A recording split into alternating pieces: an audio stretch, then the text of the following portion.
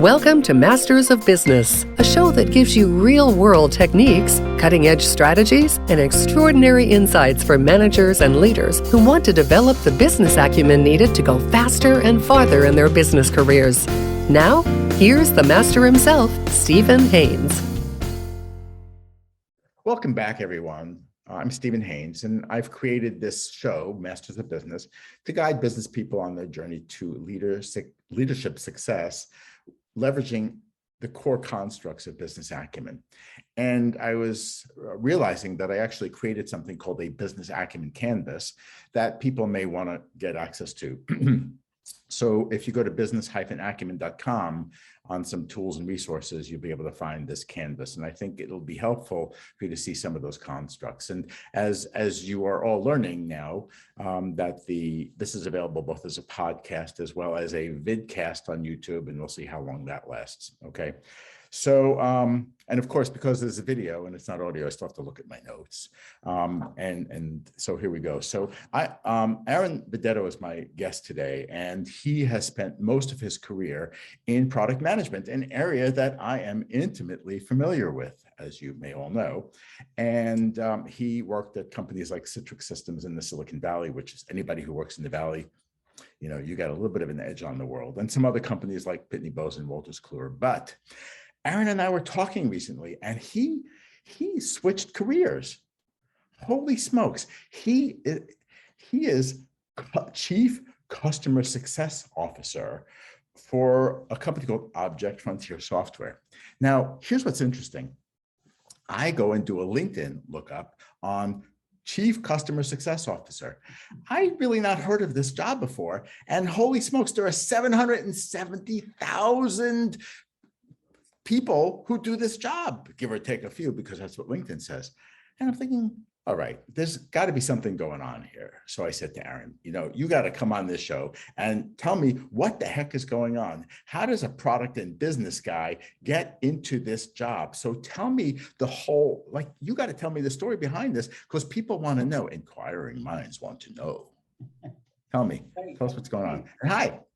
First of all, Stephen, thank you so much for having me. It's really my pleasure to be joining you. Thank you so much for asking. Sure.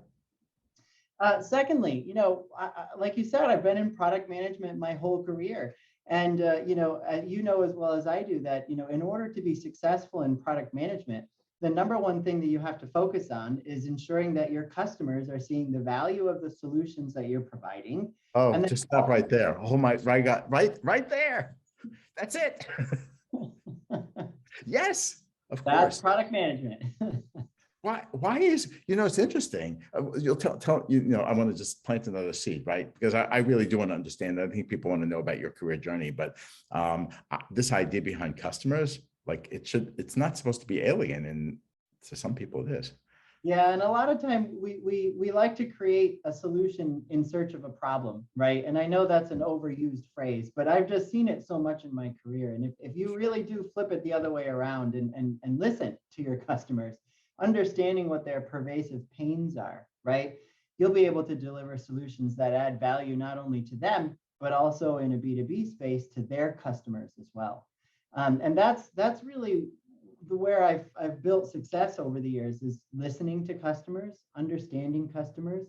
It's a little difficult for me in customer conversations not to talk, being Italian, of course, but you know, making sure that you're employing active listening, right, and you're paying attention to what your customers are doing, and contextual inquiry, all that sort of good stuff, really helps you understand where their daily pains are, what their leadership is expecting of them, what their team members are expecting of them.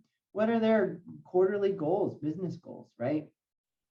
So listening to customers, providing a solution that provides value to customers is really the key to everything that we do in business.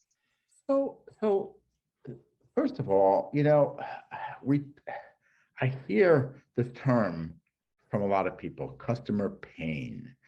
And I'm thinking, like, did they get a cut in their arm? I mean, what is a customer pain? You know, I'm a customer of companies. I'm a pain in the neck for companies, right? Because sometimes, because my expectations of like service and support are so incredibly high. Actually, I think they're really normal, but I think, you know, companies don't necessarily step up to the plate, but that's sort of an editorial comment, right? But what does this thing called customer pain mean? I've really noticed that customer pain comes from impediments to doing their job, right? Hmm.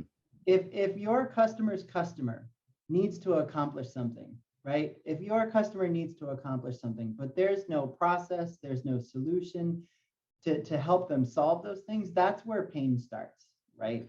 And what we're looking at here, or what I often look at is, going to sit with a customer actually for a day, understanding what it is they're doing, understanding when, they turn around to get a book off the shelf, a binder off the shelf behind them. Why are they doing that? What's in there that they need in order to accomplish the thing that they're trying to accomplish? And why is that already not at their fingertips, right? Yeah, that's interesting. But to you're talking about the fact that you have to see pain to feel their pain. Mhm. This has not been the most um, conducive environment, if you will, to see customers or to feel customers or to be able to walk in their shoes. Can that be a problem now? Yeah, it's very, very difficult now, of course, since you can't just go visit a customer and watch them do their daily routine. What a lot of us in the industry are doing is kind of employing active listening techniques, right? Usually we start off a conversation about, listen, what's your strategic roadmap for the year? What are the top 3 organizational goals that your company is trying to achieve over the next 12 to 18 months? Get them to just start talking about what it is that they're doing on a daily basis to achieve those goals. And then ask a couple of very pointed questions. Are there any issues, right? Is it difficult for you to accomplish any of these things? Or what are the risks that you see in not achieving these goals? What are the risks to your customers, to your business, maybe even to your own career, right? Pain can be kind of grouped into 3 different areas, right? There's pain for the business, maybe financial pains, and then of course, personal pains as well. Yeah, that's interesting. I recall some of the consumer brand companies are really good at, I think it's called ethnography. And sometimes they use video ethnography, which is where they'll literally put a video camera in place and observe them doing what they're doing. All right. And then maybe they'll ask them questions. But, I recall in my corporate life, salespeople and account guys would say, what's keeping you up at night, which is one of those things I like, please. I mean, Yeah. what keeps me up at night is I had something bad to eat, not something else. And that's a different story. But as you were talking about even having these remote conversations or Zoom conversations, right? We can actually see somebody. What I have learned is how do you, it's almost like an open-ended question. What were you doing when you did this? What were you trying to do? And then, you talk about what was your impediment? What distracted you? So you can set the groundwork in customer interviewing, but ultimately you've got to be able to draw an insight, and a sample of one doesn't always work. And how do you figure out how to come up with these common denominators? And I want to tie them back to not just understanding needs and motivations of a customer, because that's critical to business acumen, but how do you integrate those into insights that can help you make better decisions and think strategically? Yeah, that's a great question. And the answer is you have to talk to many customers, right? Mm-hmm. One of the things I think that helps people develop really good business acumen is developing perspective, right? And the best way to develop perspective is really to talk to a wide range of customers. I've talked to a lot of my peers, they'll talk to 2 or 3 customers and say, okay, I've got it. I understand the problem set, right?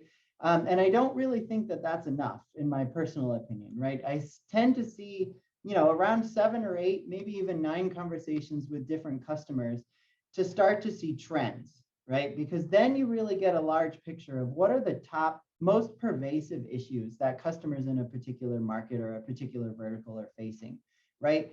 Then you can go away and you can start solutioning internally and making sure you further clarify that pain. Go back to the customer and say, hey, this is really what I think I heard from you. Are we spot on? And I think that's something that a lot of people miss too, Stephen, is to go double check with the customer before they go off and solution. No, I don't want to like lead the witness here, but there are people in business who may not be as customer focused, meaning they may not have the reason to be. Now, you can have customer service people or support people or technicians or salespeople or marketing people who have some sort of customer interaction. But then there are other people inside of the organization, people who might work in finance or HR or marketing or operations, or even people who work in factories. They don't understand necessarily the things that they're doing and how they impact the customer's way of life. Now, we may not have talked about this even before we had this conversation, but are there any insights that you can bring? And I'll share some experiences with you afterwards. Yeah, absolutely. And I think the most important thing to know is that everybody owns customer success, right? Mm-hmm. So in my transition from product management to a chief customer officer here at Object Frontier, one of the things that I've been trying to do is to make sure that everybody understands who our customers are, what our customers are trying to accomplish, and why our customers are asking us to help them deliver software solutions for their customers, right? And bringing the customer in to every conversation is something that I'm doing myself. I'm asking my team to do. I'm asking the rest of the executive leadership team to constantly think about, right? How does this decision affect our customers? How are our customers going to utilize the thing we're talking about? How will it benefit them and bring more value to them? It's interesting. One of the things I used to do back in my corporate life was I would bring other people with me on customer visits and interviews. And it took some doing, right? How do you lobby their bosses? How do you lobby, the leader of technology to let you bring an engineer or a systems engineer on site to observe goings on in the customer environment? How do you make sure that you're bringing other people together? And then the other part was not only lobbying them, right? Because, as a business person, and I'm a process-oriented person. I was involved a lot in process automation in my career. So I see things in logical steps. Customers or people who are operating in an environment do this, and this, okay? And if you look at processes, you're saying, well, how do I improve? How do I look for areas that can deliver better value, shorten steps and things like that? But I also suffer from something I call refrigerator blindness. I don't know if I ever made it up, but it's like, hi, I open the refrigerator, where's the ketchup? And there's the ketchup right in front of me. But other people who have maybe more empathy might be able to open up the proverbial refrigerator in the customer's location and say, oh, there's the ketchup. And they see things differently. There was a woman who worked for me once. She, her background was in psychology. She was more customer empathic than I'd ever seen in my entire life. Also made a great product person. Anyway, I know I do go off on his own, but getting people to join in on the party. But there's another thing, and that is, how do you bring it back into the lab? How do you bring it back into the company? Have you ever done that where you've brought customers in or you've brought people in so that others can see? Oh, absolutely. Absolutely. And I think the way you bring that back into the organization is to make sure that everybody who's working on a particular program or a particular project understands the why, right? I think we focus a lot as leaders on what we need to do, right? We need to do this for this customer. We need to do that for that customer. But what we don't do is really focus on the why. What are we trying to enable our customers to accomplish by doing this? What is the real pain? Again, the word pain. What is the real pain that we're providing a solution for? I wonder, as you're talking, I'm thinking, wouldn't it be great if we could do some spot checking? Like if we went onto the line or we went to a lab or something and we said, so tell me what you're doing, and almost like you're interviewing them, right? Hi, what are you doing? And who are you doing it for? And could you imagine this? Well, what I do helps our customers to do this, and I'm really happy to be associated with this. Could you imagine what that means? You know, even like to a production line worker. And it dawns on me that we as leaders need to bring others into the conversation of customer, because if it's not for customer, then who? What are we doing in business? All right, somebody's got to buy the products that we sell. So I think that's important. But I want to go back to you a little bit, right? Because part of this show is built on some of the things that you have done and where you've grown as a business person and as a leader with this business acumen stuff at the core. Can you talk a little bit about that, and even maybe how that helped you switch your career around? Sure. Actually, can you, what question are you asking? Sorry. Let's simplify.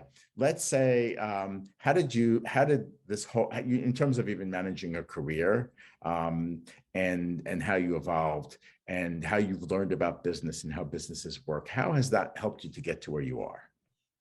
Good. So I think the primary thing that's helped drive my career is asking questions, right?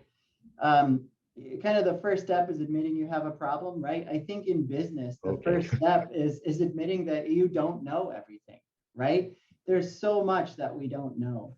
And I found that a lot of times in my career, there's a lot of fear involved in admitting that there's things that you don't know, right? I mean, we're nervous that we're going to be judged by our peers. We're nervous that we're going to be judged by our leadership, maybe be passed over for a promotion, or worse off, you know, be included in a layoff, right? But what I've been learning, sometimes the hard way, but learning in my career is that it's okay to ask questions, right? As an example, just about a month ago, you know, I'm in a new executive level role, never been in an executive level role before, right? And the decisions that we make at this level have a direct impact on both the business and the people that we're responsible for. It's a lot of responsibility. So you don't want to just make decisions about things lightheartedly. So there was an organizational challenge that I had about a month or so ago, and I just was racking my brain and I could not come up with a solution that I was confident would work for everybody involved. And, you know, instead of just making a decision and implementing it and moving forward, I called on my peers. I called on the rest of the executive team. And was I scared to do that? Yes, absolutely. Even now, I was still nervous about doing that. But I called on them and you know, the CEO, right? I called on them and I said, listen, guys, can we brainstorm for 30 minutes on this? You know, I have some ideas on how I would like to move forward on this, but I really would like to get your insights on that. And everybody gladly said, yes, let's get on a Zoom call, let's talk it through, and let's come up with a solution.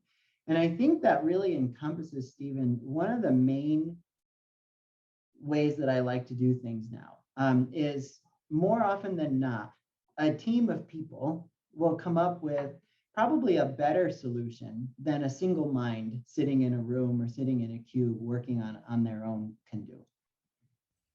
You know, and it brings me to these thoughts and ideas, things that you're talking, and how do you actually tie things that you've done in your past? And I'm going to try to see if I can corral some of these things, because some of these things are very, very insightful, and I think our audience would really appreciate these things. So as a business person, you've done a lot of different things in your career, and in product, you have to know everything about the essence of your business and the customers who buy your stuff and the people you're up against in the marketplace. But there's this idea of involvement, okay?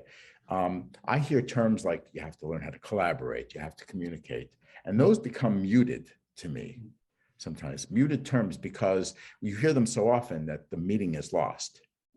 And if we're able to act on that, so what does acting on it mean? Well, whether you're collaborating with your customers, meaning involving them, or when you hit a career roadblock.